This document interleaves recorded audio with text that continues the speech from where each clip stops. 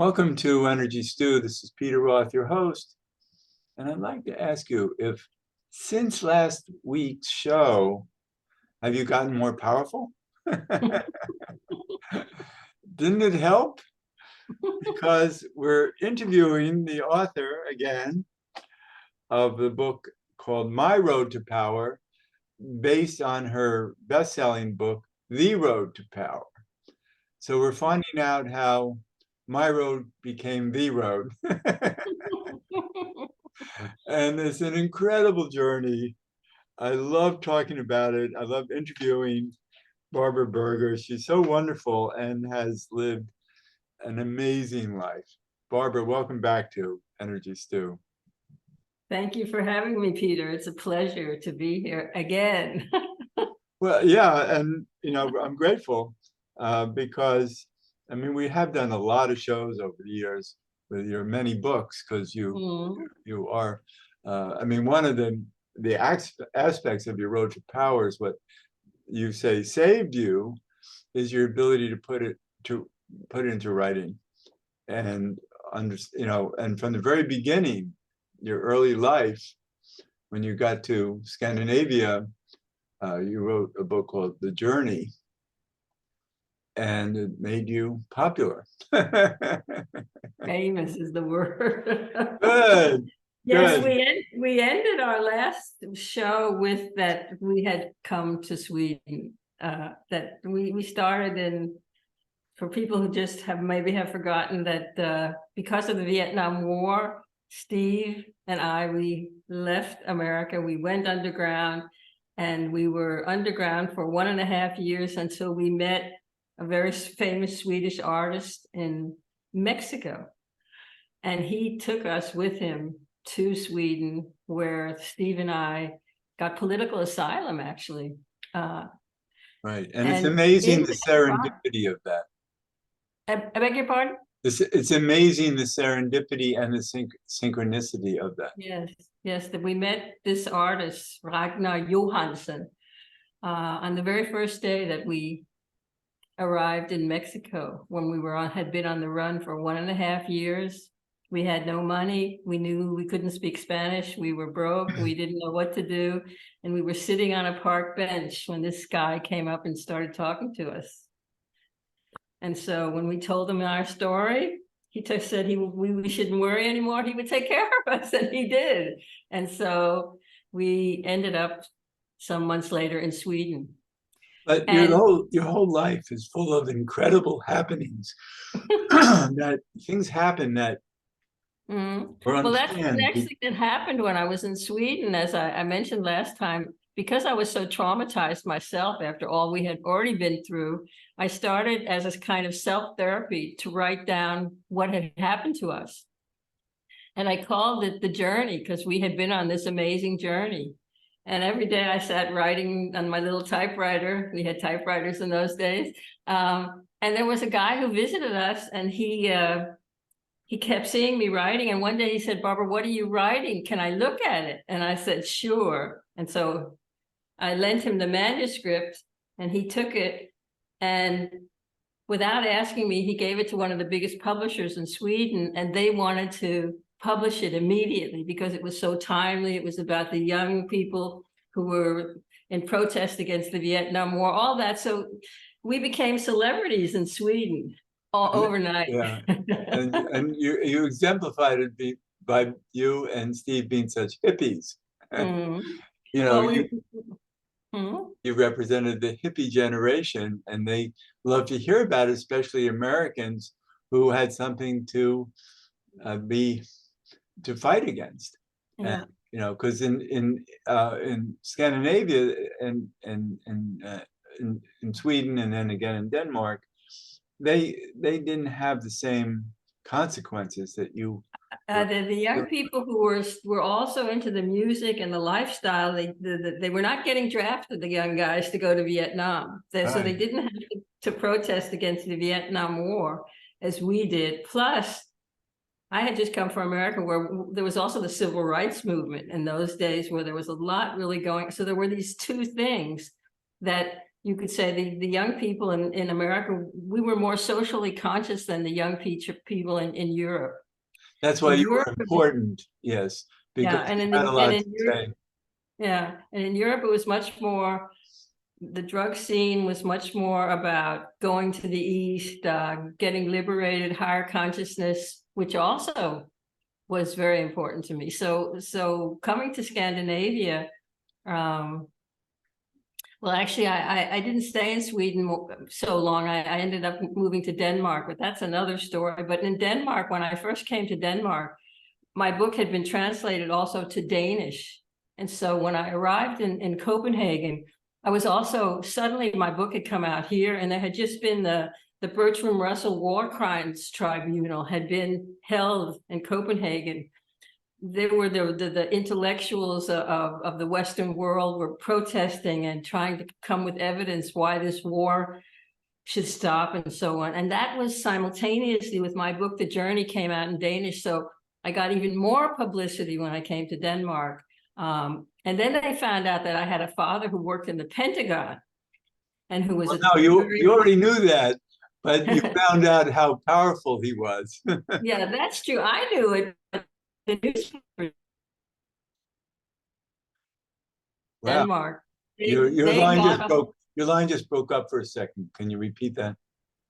Okay. I was saying that you and I, we knew this about my father, but when I came to Denmark, the newspapers got a hold of this story, the tabloids in Denmark, that my father was a top military man at the Pentagon. So they combined that with the story that this book had just come out about the youth movement in the States and coming to Europe. So all the newspapers now, they were having big stories about me. And the headlines were always like, you know, American girl speaks out against Lyndon Johnson. Her father works in the, I mean, they just blew, tabloids have a way of doing that. How did your father like that? Well, my father never knew. He wasn't here. And so my parents didn't find out about any of that. Oh, well, that's good, because I'm sure it would have been hard for him to go to work every day if he knew about it. It didn't seem to, it didn't really affect my relationship with my father because I didn't have any relationship with my parents. Well, he came to your rescue a number of times. A few times, yes. Yeah. That's true. That's true. Yeah, it's really important because you took risks, and let's get into that. What is it about you? You know, and you write about it in your book, and I love reading about it.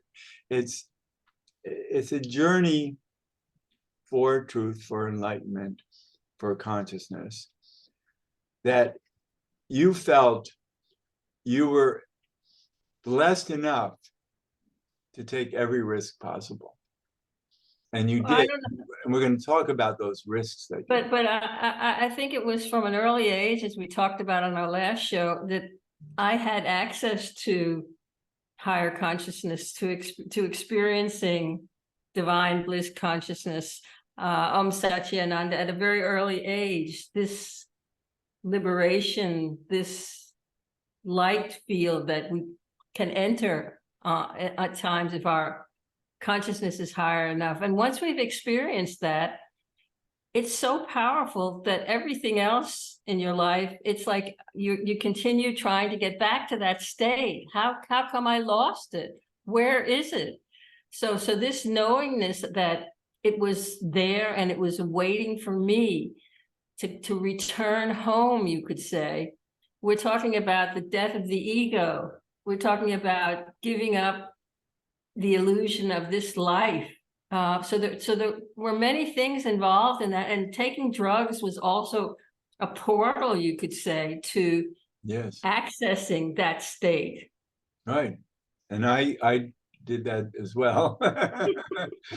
So, but nowadays, yeah, you know, you've become this very well-known author, and so what this is about is understanding this journey that, because it's all right. So let's say you already had some enlightenment early on, but what you were seeking was the wisdom to find it again, and the wisdom to find it again you underwent great trials.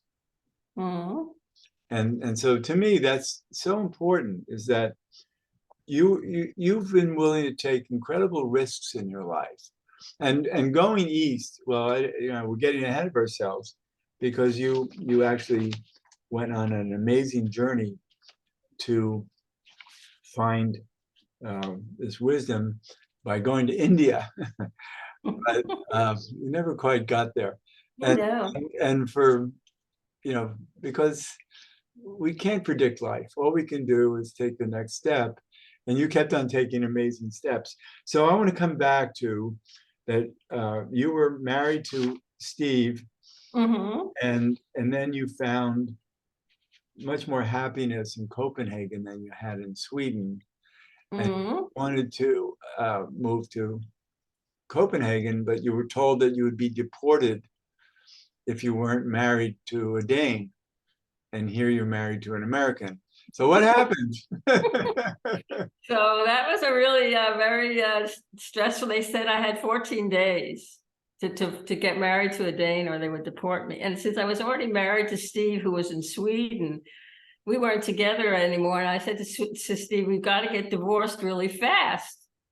And so the only way we could get divorced was that if the law said in Sweden that we had to go to court in the town where we last lived together, which was in Uppsala, Sweden, which was north of Stockholm. And I was in Denmark. It was kind of far away.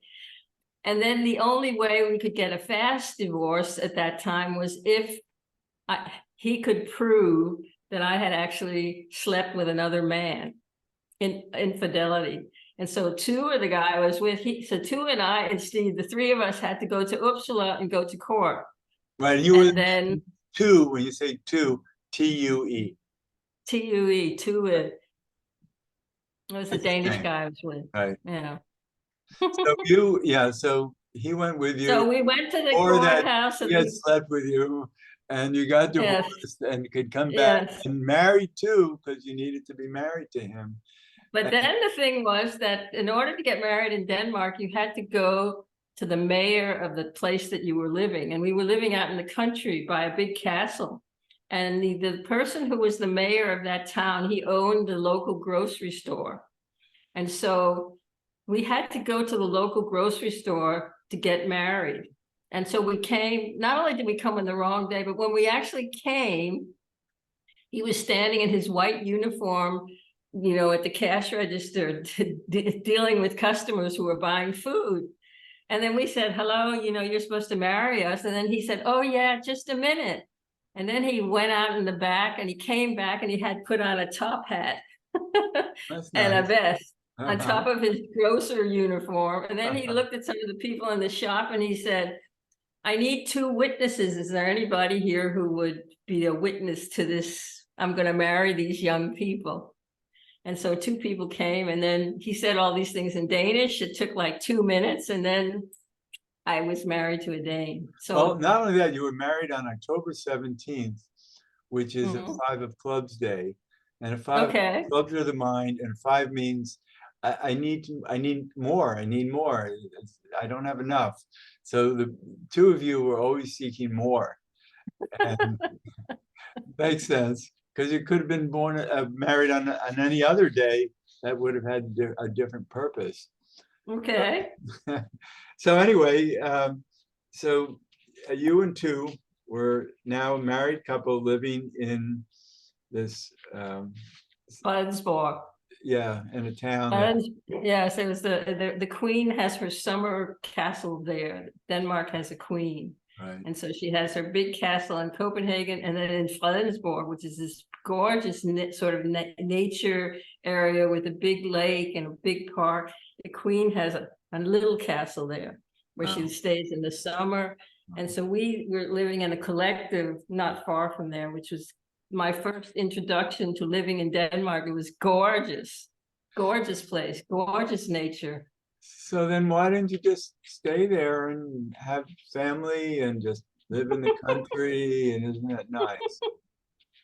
No. We were on a mission. The other thing that happened there too that was really interesting, because my book had come out and I had gotten so famous, one of the biggest magazines in Denmark, asked me to write a weekly column about the youth revolution and the young generation. So I had a job immediately upon coming to Denmark where I wrote, and they published it in English, which was also very unusual.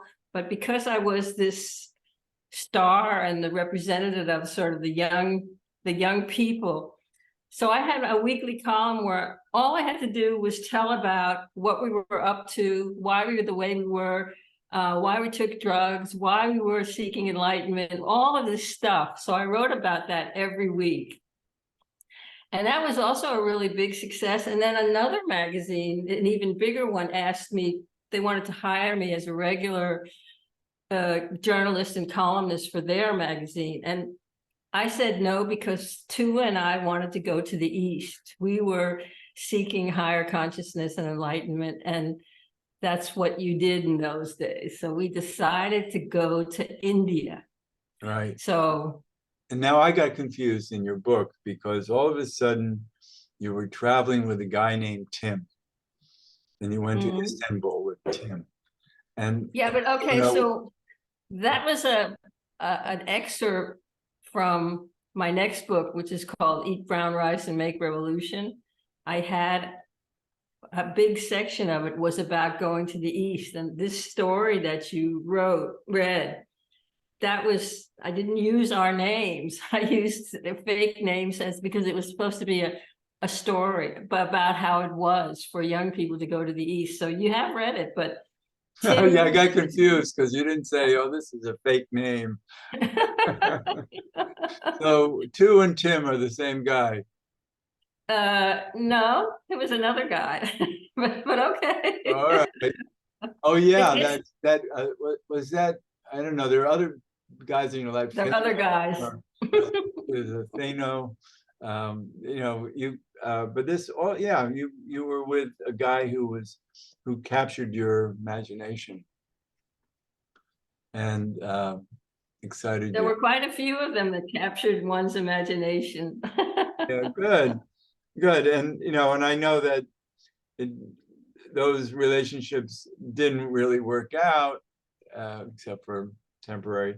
And this one guy who was like a dream come true ended up becoming a very sad addict. And when you saw him again later, he was not the person you had originally known. But anyway, you took off for India the hard way because you left in the middle of winter. I know, we were really crazy. That doesn't make sense. And not only that, you didn't just get on a plane and fly to India. You decided to trek. And you were going to walk and hike and take buses and trains and hitchhike. and hitchhike, right? And you had very bad accidents and ended up in big trouble. And the thing about that trip was, I mean, it was so grueling to go overland to as far as we got to Afghanistan. And we had, I mean, all kinds of obstacles along the way. We had the car accident you read, but then when we came to Tehran, we were in this explosion in this shop. It was like today people would think it was a terrorist bomb. It was like that. We were just in this shop down by the main train station in Tehran, getting some food in the middle of the day when the shop blew up. Tua and I were there, and everything exploded, and the windows exploded, and everything was destroyed, and we were thrown very violently away from this explosion. And then when I woke up and realized, okay, I'm still alive, and I looked at Tua, he was laying on the ground next to me, but he was covered in what I thought was blood. And so I sort of crawled over to him, and everybody from the street was screaming, but it was all in they speak Farsi in Iran. And I was screaming for help and ambulance. And then I crawled over to Tua, and and I said, are you alive? Are you okay? And then he said, I can't see. I've gone blind. I can't see. And he had all this red, which I thought was blood on his face. And I didn't know what to do. And people were screaming everywhere. And then finally an ambulance did come and they took us to the main hospital. And we came into the emergency ward, and two still couldn't see anything. And they finally had a doctor who could speak English. And then we went in and the doctor cleaned him up and found out there wasn't anything else wrong with him. And then they had to sort of like examine his eyes. And they did it really carefully. It took quite a while. And then they said, well, they can't, there was no damage that they could see to his eyes. His eyes were not, there were no cuts, there were no, it seemed perfectly okay. And then, like, why can't he see? And then the doctor said, his only guess was that the shock of the explosion had been so powerful that somehow or other it had shocked his sight, and that we should just sit and wait, that he was pretty sure his sight would come back. So there was nothing we could do except sit and wait. And it came back. And it did come back. But I want to come back to a previous accident that you had, where you were in a vehicle that in icy conditions that slid off the road and turned over in a ditch, and you were trapped under a vehicle and couldn't get out. And two actually had developed superhuman power to lift it off. Yeah, just for a moment, enough so that I sort of could slide out. It was amazing. It was a miracle. He wasn't a strong guy. Right, and it represents, you know, the magic of life when we least expect it, but we have full intention. So this is really talking about power. You know, you have two books about personal power, and where do you find it? You know, you find it through challenge, and so much of your book is about taking on challenge. And this trip to ended up being only Afghanistan, but it was in the roughest conditions possible, the harshest time of year. You guys had almost nothing with you. You were basically broke and didn't know what to do next, because you were in this very forlorn environment, part of the world. And you were both in very bad shape. And what's next? But we kept on going until after Iran, where two survived, that there was a pandemic going on at that time in the world called the Hong Kong flu. It was sort of like COVID. It was a very dangerous flu that lots of people got. So after this hospital trip and the explosion, he had this Hong Kong flu. So we had to stay in a hotel for a couple of days. That was the end of our money right there, so he could recover.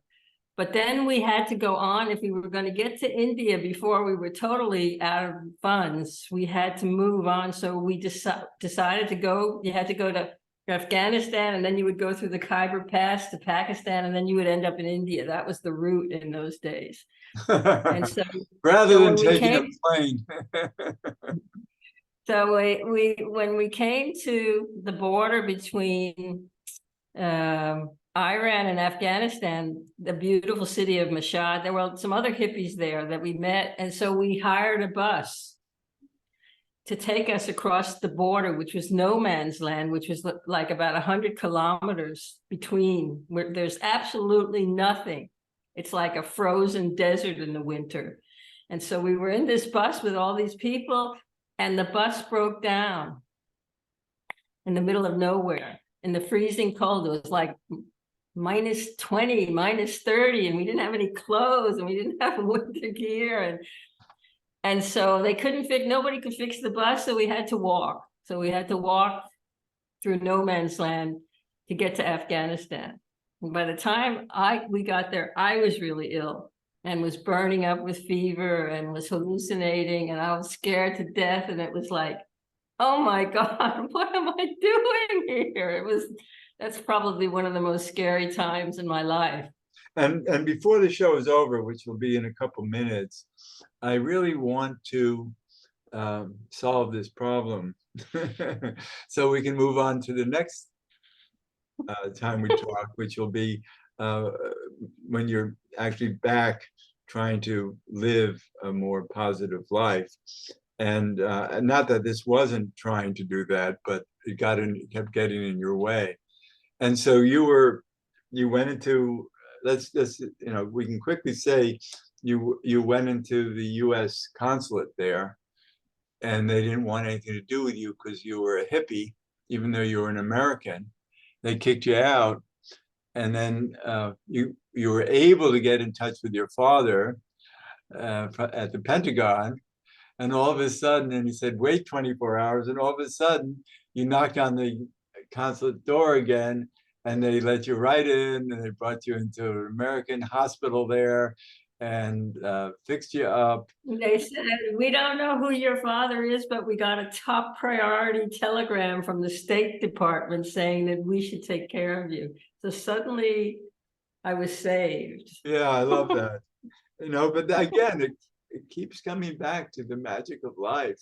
And you develop wisdom by challenging yourself. And this is so big about you, to challenge life. And so big deal, it's winter, let's trek across foreign lands. And but that's how your soul needed you to develop the wisdom to show you that life shows up powerfully when you least expect it. But again, my motivation has always been, we can do it better.